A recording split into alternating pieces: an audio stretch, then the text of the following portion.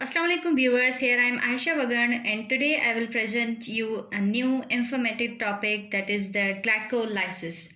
Glycolysis is basically the combination of the two words. Number one word is the glyco and number second word is the lysis. Glyco is the full form of glucose. Glucose means sugar, a sweet substance, and lysis means the breakdown.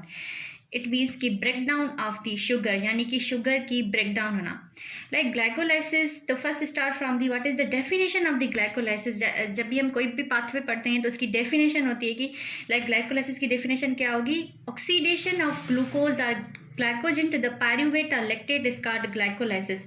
यानी कि glycolysis process में क्या होगी, glucose की oxidation होगी, यानी कि उसकी कन्वर्जन होगी. किस में होगी, पायरूवेट में होगी या लैक्टेट में होगी. बेसिकली दूसरा नाम क्या है ग्लाइकोलाइसिस का. ग्लाइकोलाइसिस का दूसरा नाम है एम्बेडेड मेयरहोफ पाथवे. लाइक ग्लाइकोलाइसिस हमारी बॉडी में कहाँ कहाँ पे होती है. ग्लाइकोलाइसिस तकरीबन पूरी की पूरी जो है हमारी बॉडी में होती है. लाइक जो ऑल सेल्स हैं हमारी बॉडी के, like skeletal muscle, hepatocytes, brain cells, smooth muscle cells, यानी कि जो भी हमारी बॉडी में सेल्स हो गए उन सब में ग्लाइकोलाइसिस होती है. मेनली जो एरिथ्रोसाइट्स यानी आरबीसीज होते हैं या नर्वस टिश्यू होते हैं, वो अपनी जो एनर्जी होती है वो मेनली इस ग्लाइकोलाइसिस पाथवे से हासिल करते हैं. लाइक दिस पाथवे, जो इम्पोर्टेंट या ख़ास चीज़ है इस पाथवे की वो ये है कि ये पाथवे दोनों कंडीशंस में हो सकता है. यानी कि एरोबिक कंडीशन में भी हो सकता है और एनारोबिक कंडीशन में भी हो सकता है. एरोबिक कंडीशन यानी कि अगर ऑक्सीजन अवेलेबल होगी तब भी ये ग्लाइकोलाइसिस होगी, और एनारोबिक यानी कि ऑक्सीजन अवेलेबल नहीं है तभी भी ये ग्लाइकोलाइसिस होगी. यानी कि फ़र्क सिर्फ इतना है कि एनारोबिक में क्या होगा कि उसे ज़्यादा ग्लूकोज चाहिए होगा उसे ब्रेक डाउन करने में और उतनी एनर्जी देने में जितनी कि उसे एरोबिक में मिलती है. यानी कि ज़्यादा अमाउंट होगा ऑक्सीडाइज एनारोबिक में सेम एनर्जी प्रोड्यूस करने के लिए. सो ग्लाइकोलाइसिस के बेसिकली 3 स्टेप्स होते हैं. ग्लाइकोलाइसिस के कौन से 3 स्टेप्स होते हैं. एनर्जी इन्वेस्टमेंट फेज़, यानी कि पहले क्या होगा कि एनर्जी खर्च होगी. उसके बाद दूसरा फेज़ क्या आएगा, स्प्लिटिंग फेज़. तीसरा फेज़ क्या आएगा हमारे पास, एनर्जी जनरेशन फेज़. यानी कि अब यहाँ पे हम देखें कि ग्लूकोज जो है, this one is structural formula of the glucose. Glucose यहाँ पे क्या हो रहा है, कन्वर्ट हो रहा है ग्लूकोज 6 फॉस्फेट में. कैसे कन्वर्ट हो रहा है, यहाँ पे जो मैंने ग्रीन कलर में हाईलाइट किया है, पैरेट ग्रीन कलर में, this is the enzyme hexokinase और ग्लूकोकाइनेज एंजाइम. यहाँ पे हमने क्या देखा कि ये एंजाइम है जो ग्लूकोज को कन्वर्ट कर रही है ग्लूकोज 6 फास्फेट में. And here we can see that ATP is break down, यानी कि हमारी यहाँ पे क्या हो रही है, एटीपी खर्च हो रही है, एडीपी में कन्वर्ट हो रही है. तभी हमें यहाँ पे क्या मिल रहा है, फॉस्फेट मिल रहा है, जो यहाँ पे कार्बन नंबर 6 पे अटैच हो रहा है ऑफ ग्लूकोज है. इसीलिए हम इस मॉलिक्यूल को क्या बोल रहे हैं, ग्लूकोज 6 फॉस्फेट बोल रहे हैं. यहाँ पे मैंने शॉर्ट वे बनाया, यानी कि अगर ग्लाइकोजन से मिलेगा हमें ग्लूकोज 6 फॉस्फेट, तो यहाँ पे हमारी एक एटीपी बच जाएगी. क्योंकि यहाँ पे एक एटीपी है, ये ग्लूकोज को एक्टिवेट करने में हेल्प कर रही है, जो उसे कन्वर्ट होने में मदद कर रहा है ग्लूकोज 6 फॉस्फेट में. अगर ये स्टेप स्किप हो जाए तो हमारी एक एटीपी क्या है कि बच जाएगी. Now hexokinase and glucokinase. What is the difference between hexokinase and glucokinase? There are few specific difference between these two enzyme. यानी कि जो हेक्सोकाइनेज होती है वो स्पेसिफिक नहीं होती है, वो किसी भी मतलब हेक्सो शुगर पे एक्ट कर सकती है, लाइक फ्रक्टोज पे, मेनोज पे, गैलेक्टोज पे. लेकिन जो ग्लूकोकाइनेज होती है वो स्पेसिफिक होती है, वो सिर्फ किस पे एक्ट करती है, वो सिर्फ ग्लूकोज पे एक्ट करती है. लाइक हेक्सोकाइनेज हमें किन किन चीज़ों में मिलती है. हेक्सोकाइनेज तकरीबन जो है हमारे सब बॉडी में टिश्यूज होते हैं या सेल्स होते हैं उन सब में क्या होती है, प्रेजेंट होती है. लेकिन जो ग्लूकोकाइनेज होती है वो स्पेशली हमें कहाँ मिलती है, लिवर में मिलती है.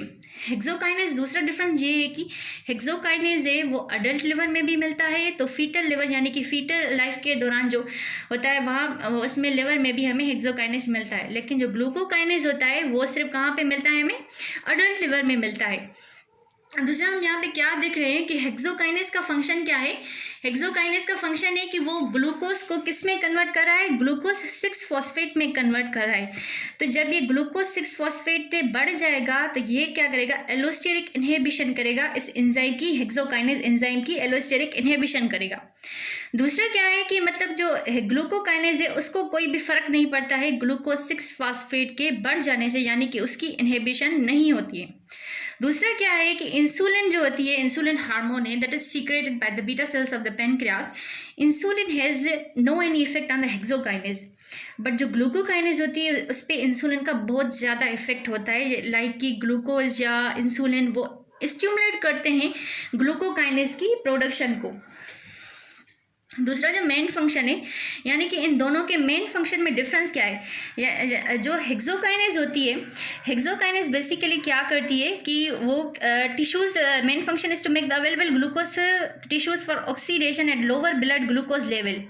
लोअर ब्लड ग्लूकोज लेवल पे भी ये ऑक्सीजन सप्लाई होती रहती है और ग्लूकोज सप्लाई होती रहती है, ग्लूकोज को यूज़ करती रहती है, because this is a enzyme and it has a came value. Like every enzyme has a certain came value and the came value of the hexokinase is approximately about 0.1, यानी 0.1 के बराबर होती है.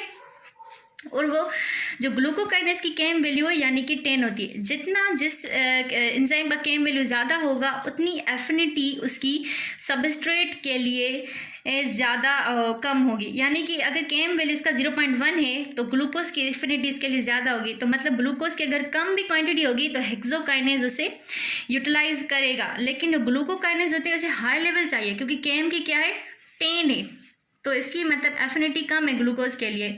और दूसरा क्या होता है, मतलब कि ग्लूकोकाइनेज क्या होता है कि मतलब जब हम डाइट लेते हैं तो ब्लड ग्लूकोज शुगर जो है हमारी बढ़ जाती है, या फिर हमारी कोई डिजीज़ की वजह से लाइक डायबिटीज़ मेलाइटिस की वजह से जो होती है वो बढ़ जाती है शुगर. तो ये ग्लूकोकाइनेज क्या करता है, उस ग्लूकोज को लेवल को रिड्यूस करता है.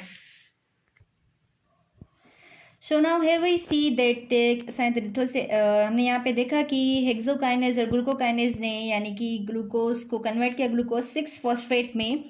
Like now the second step is कि glucose six phosphate is converted into the fructose six phosphate with the help of enzyme phosphohexose isomerase. अभी हम जानते हैं कि ग्लूकोज और फ्रक्टोज हैं जो एक दूसरे के आइसोमर्स हैं. तो आइसोमेरेज यहाँ पे एंजाइम यूज हुई और ग्लूकोज 6-फॉस्फेट जो है वो कन्वर्ट हो गया फ्रक्टोज 6-फॉस्फेट में. Now fructose 6-phosphate is converted into the fructose 1,6-bisphosphate with the help of which enzyme, phosphofructokinase.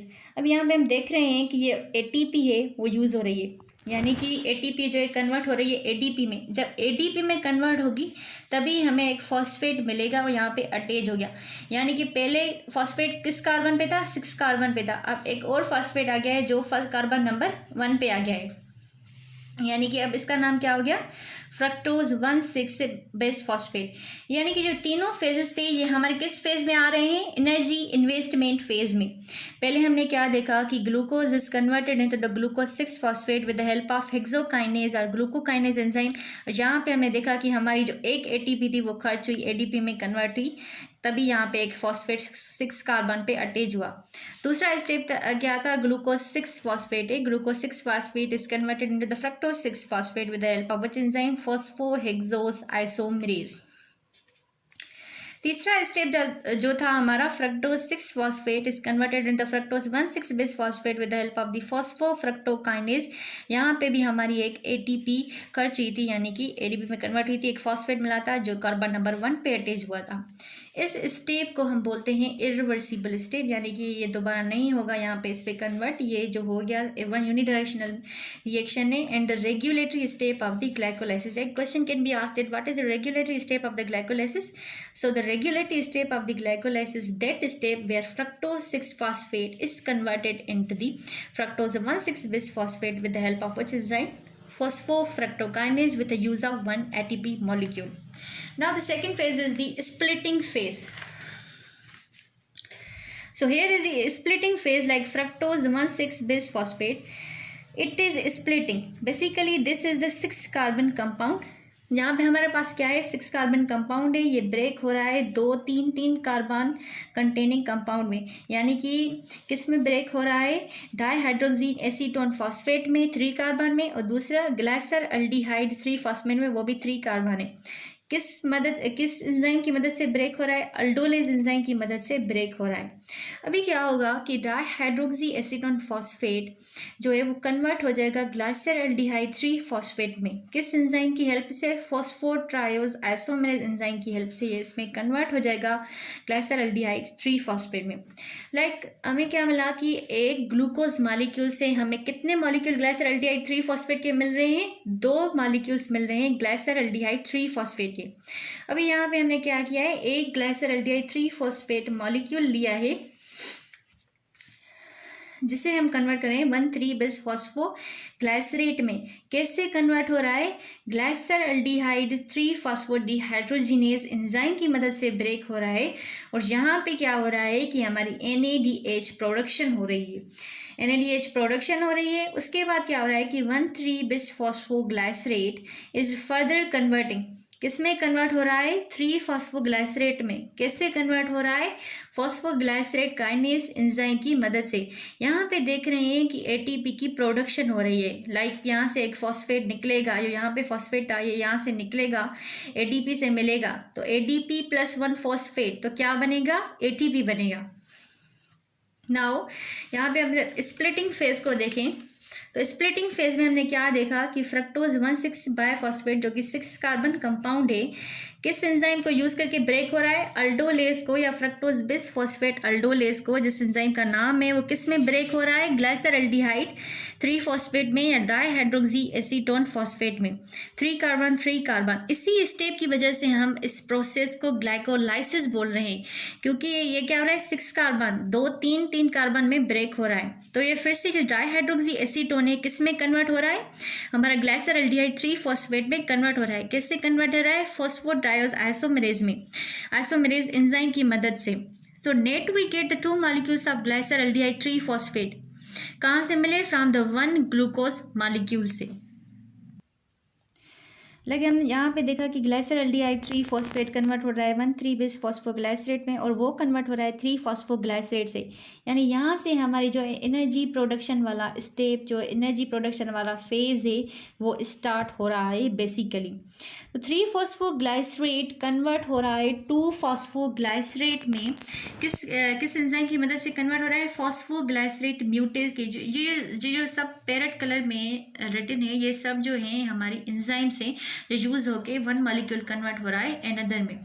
2 phosphoglycerate is further converted into the phosphoenol pyruvate with the help of enolase enzyme with the removal of the 1 water molecule.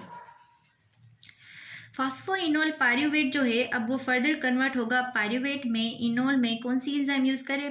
Pyruvate kinase enzyme use करें। अब यहाँ पे भी देख रहे हैं कि जो ADP है वो कन्वर्ट हो रही है ATP में, क्योंकि यहाँ से एक फॉस्फेट निकल गया जो यहाँ पे आपको नज़र नहीं आएगा। ये मैग्नीशियम हर यहाँ जगह पे नज़र आ रहा है। ये बेसिकली क्या है कि हर जो एंजाइम यूज़ हो रही है उसमें मैग्नीशियम नीडेड है for their activity.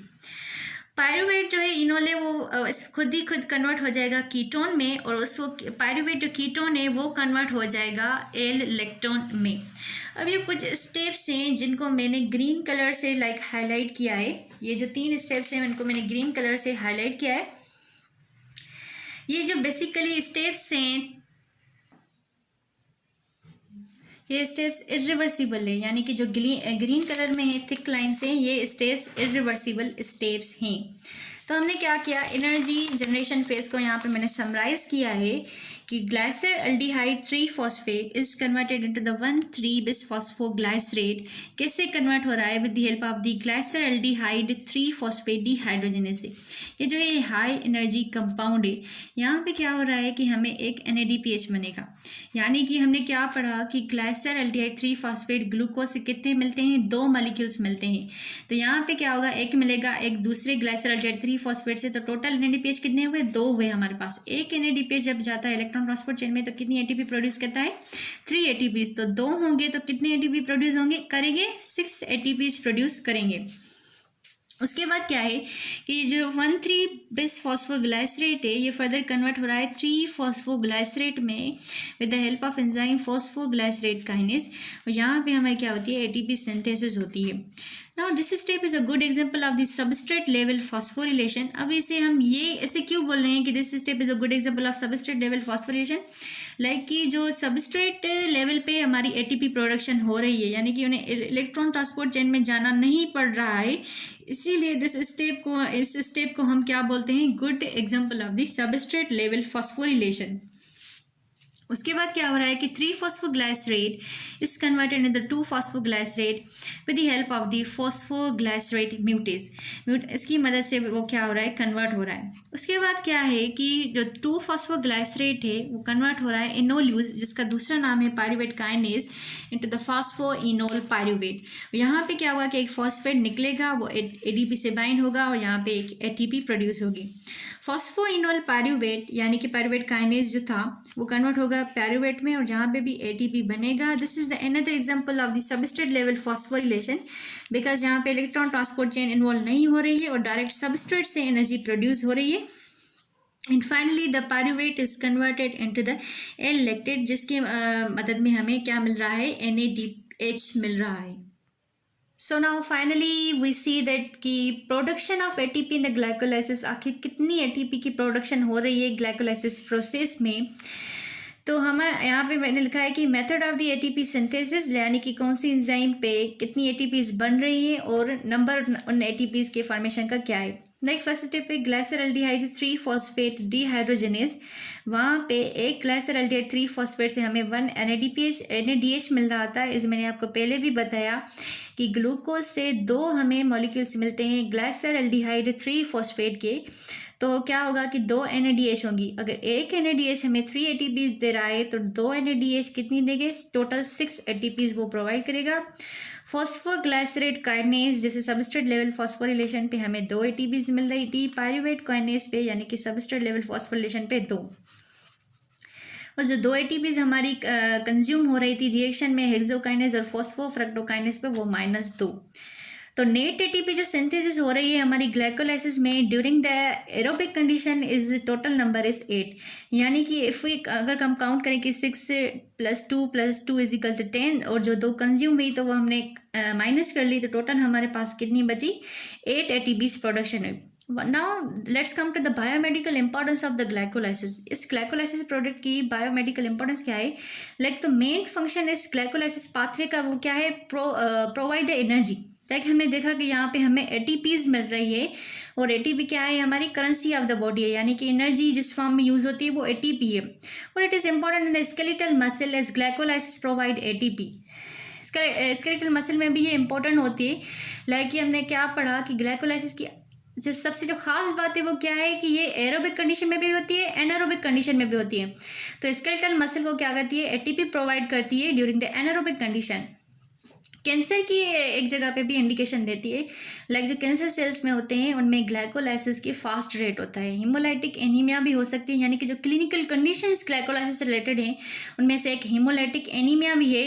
Because haemolytic anaemia भी हो सकती है due to the deficiency of some enzymes. कौन सी एंजाइम्स? लाइक हेक्सोकाइनेज या पायरुवेट काइनेज की डेफिशिएंसी की वजह से. सो गाइज यहाँ पे हमारा जो ग्लाइकोलाइसिस का टॉपिक था वो ख़त्म हुआ है. तो अगर आपको मेरी वीडियो पसंद आई तो सब्सक्राइब करें मेरे चैनल को, लाइक करें, शेयर करें और कमेंट करें. तब तक के लिए खुदा हाफिज़. Catch you in the next video.